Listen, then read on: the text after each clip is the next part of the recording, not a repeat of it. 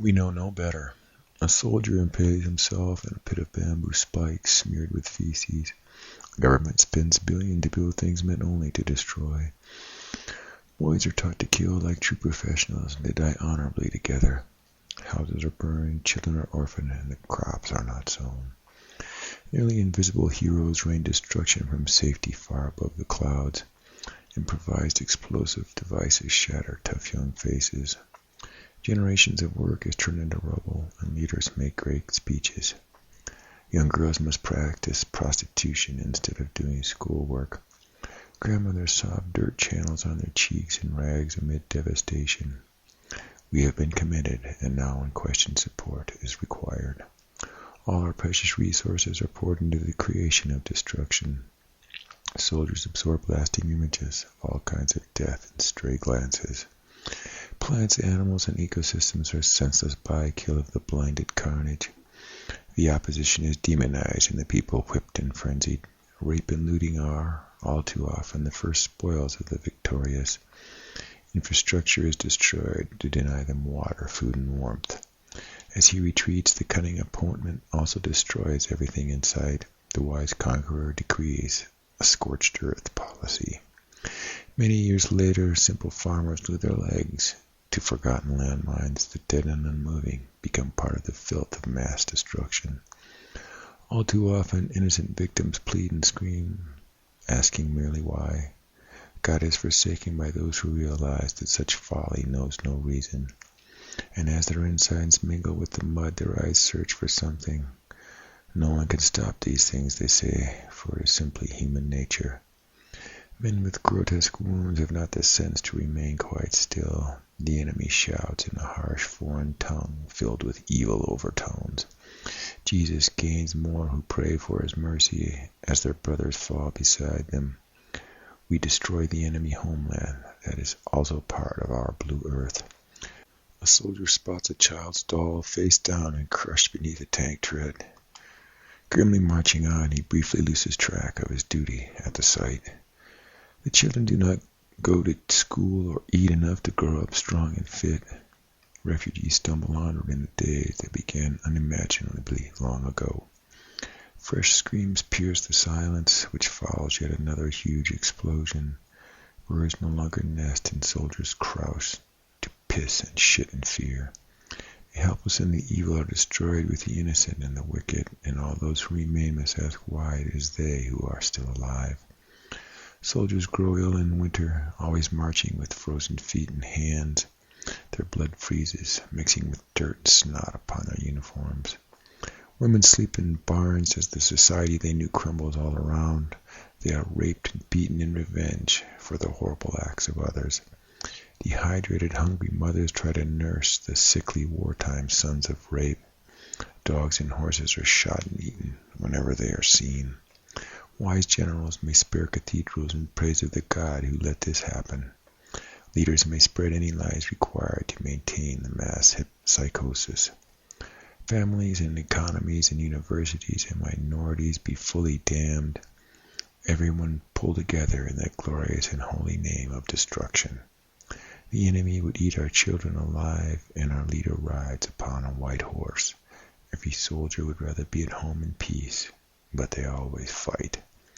As another young recruit loses consciousness, he finally just asks why.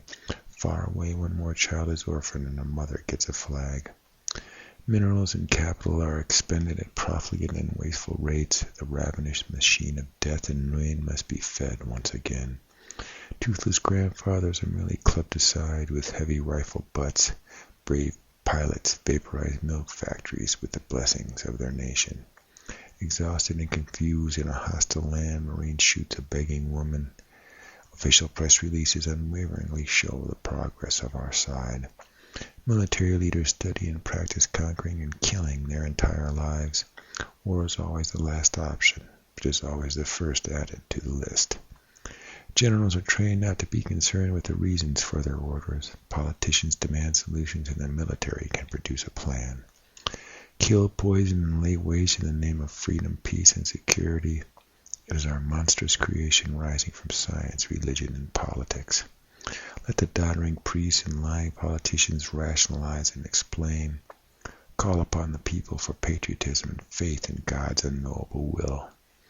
Enshrine a tradition of killing and dying with heavy funding every year.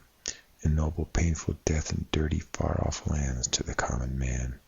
Teach the little boys to fight and hate, and of the glory that is war. Strip the young man's identity until he gladly dies part of a killing unit. Always promote some boogeyman who would soon destroy their families. Sanitize, censor, and spin the news from the far-off front. Take the gas from your farmers and have the tanks burn enemy crops. Monitor your own good citizens and throw the foreigners into camps. Poison and destroy the good green earth that we swear we must fight for. Spare no treasures to ensure that the hated enemy be vanquished.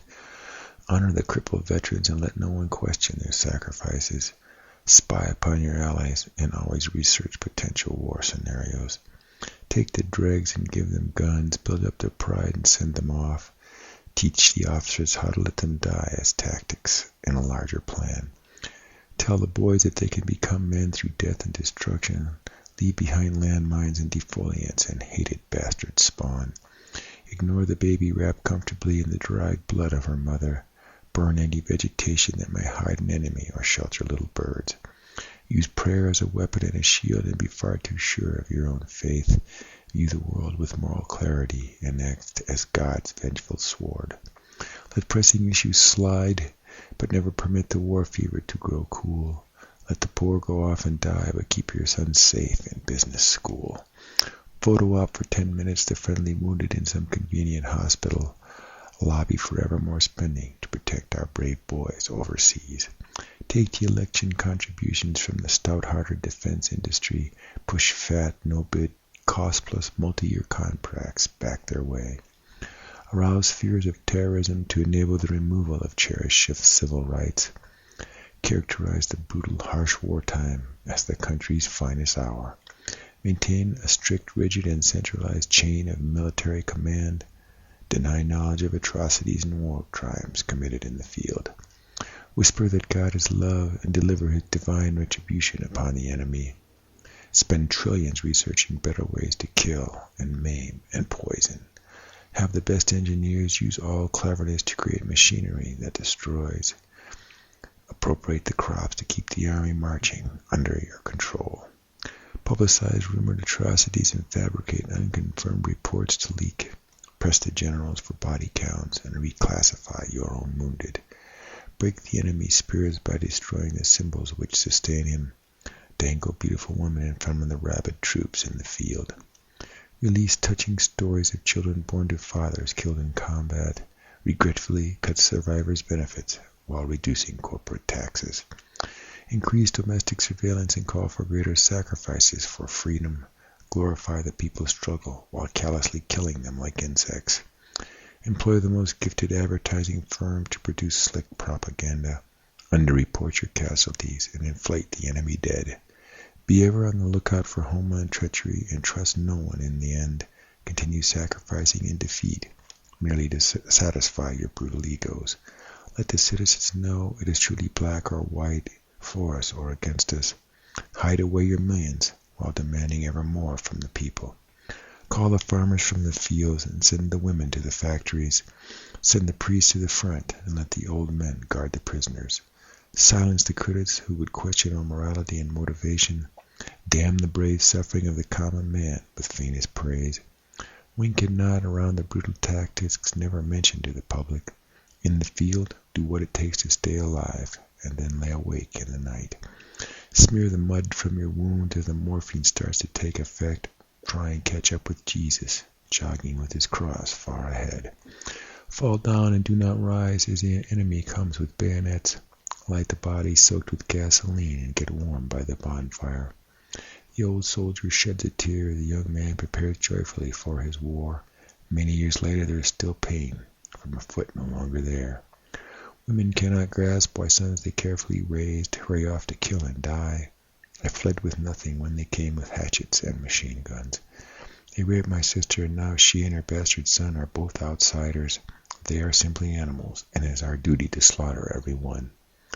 The only lesson is that someday strange men will come and burn your home. Try to live in peace, but sacrifice the occasional son to a distant war. War is always the last resort, but is always the most important option. Those who would live in peace are but targets for potential tyrants. Even without fighting, we ravage the earth, but with war we do much better. One simple lesson is that we love to kill anything which moves. Sometimes we fight for generations in successive brutal monarchs. The very young can be warped and drugged into killing without mercy. Families save their entire frugal lifetimes, but gladly waste their offspring. The best to be achieved is an armed neutrality and eternal vigilance. Then men write great books about the wisdom found in the fog of war. Mothers raised their sons to kill and die fighting for trumped-up causes. The soldiers took our chickens and gave us cigarettes while our father hid. Their muddy boot tracks remained for days out there by the barn. A small child does not understand the higher purpose that cost him a hand.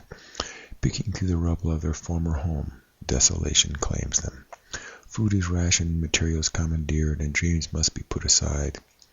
These epic struggles demand heroic sacrifices time and time again. Villagers grow tired of years of war, but their wise leaders stay the course. When it finally ended, the economy was reduced to bartering for trash. Father never talked about those things despite the books and movies. There were many inside the church when it was burned to the ground. Along the road, lifeless corpses lay, posed in a variety of symbolic gestures. I took his shoes and these photos soon after he writhed to death. The defoliant changed the meadow, and the calves are not the same. Many children are dreadfully deformed, but the authorities are silent. Father left long ago. Men took away our mother. Now we forage all alone. Grandfather had his teeth kicked out, and now he sits in silence. In late December, we huddled with remaining livestock in the barn. We haven't bathed in months, and our clothes are filthy rags.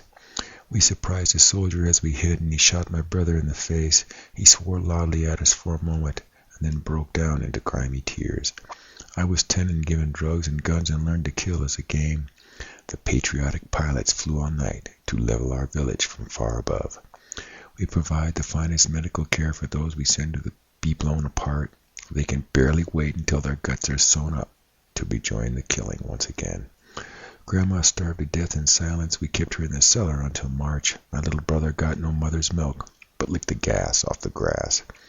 When Uncle lost an arm, we all made headbands from his shirt sleeves. We thank God every day for the courage and wisdom of our leaders. Everywhere the boys saw patterned bullet holes and imagined the targets. A steady stream of refugees was beaten, robbed, and bombed. The prison camp nearby was filled with vile vermin who looked very normal. We threw stones at them and traded gold for our sawdust flour bread. The earliest memory of my youngest sister is the gang rape of my mother. She says the carcass of our cow bloated in the yard for many weeks. I got some strange fever in late November and coughed right on through the spring. We practiced making sandals from the tires of blown-up Jeeps. We walked 2 hours one way to carry drinking water in plastic jerry cans. A jagged piece of metal gashed her arm and a bad infection spread. Limping home shell-shocked, years later his wife was married to a merchant. His children did not know him, and he had no property or benefits. The jungle grew quiet after the villagers hunted down and ate every animal. Skulls stared in wide-eyed bewilderment, awakened from mass graves. Fighting for peace, they found strength in different but equally vicious saviors. Cars sat burned and alone as propaganda leaflets rained from the sky. Count their blessings for them and ration the flour and the sugar. Triage the terribly wounded and let the merely sick remain untreated. Blame the enemy for the shortages, but drink wine and enjoy fine cheeses. Call upon God to bless the country and be content gazing in the mirror. Pay no attention to a tiny voice that cries as you empty your sweet weapon. Drink heavily and engage in loving fistfights during your short leaves. Store up so many quick memories that come back at night for many years. Watch the crows gather in nearby trees when the helicopters leave. Find no peace at home and wonder why there's no one you can talk to. Think how they nobly shit their pants as they lay dying in the dirt. Try and escape the look you saw just before the firebombs went off. Ask again what you learned as his brain spatters out upon your shirt. Feel the horrid guilt inside because all of them raped you at once. Stroke the hair of the son of you and one of those nameless criminals. Ignore the rubble of your home and the utter numbness of survival. Stand in line for hours on the rumor of some sort of a handout. Walk for weeks with nothing in foreign lands with hatred all around you. See finally that spring has returned and wonder how and why. Take back no lessons that might prevent this horror from returning. Resolve to put an end to war after rebuilding your great army. Return to what you fought for and find that you are an unwanted stranger. Dose yourself with drugs and alcohol to forget that you are still alive. Earn huge salaries from the airlines after bombing peasants to a stone age. Beat your wife and children, lose bad jobs, and keep loaded guns at home. Make noble sacrifices of the boys, though your life was never on the line. Testify in that wide-eyed silence of rags and dirty, battered feet. Be called a foolish child for asking that the world learn to live in peace. Wonder why the women of the children never started any wars. Make war an institution, but leave peace as some fuzzy happily ever after. Smite the heathen enemy in the name of a loving and merciful God. Sanction torture of the captured enemy using high tech and evil cunning. Desecrate the opponent's belief to humble and demoralize him. Feel good about the destruction of schools, homes, factories, and farms. Report with satisfaction on cutting off electricity and water supplies. Do not stop short of using poison chemicals or diseases as valued weapons. Shoot whoever moves in an angry fear over shattering guerrilla tactics. Maintain order through that absolute paranoia of all successful dictators. Pay lavishly for enemy intelligence from agents you can never trust. Film military parades and joyful family reunions, but keep the coffins hidden. Perish without purpose as collateral damage from their friendly fire. Find simple relief in the end of war and embrace merest grinding poverty. Publish books in praise of heroes while they have nothing at all to say.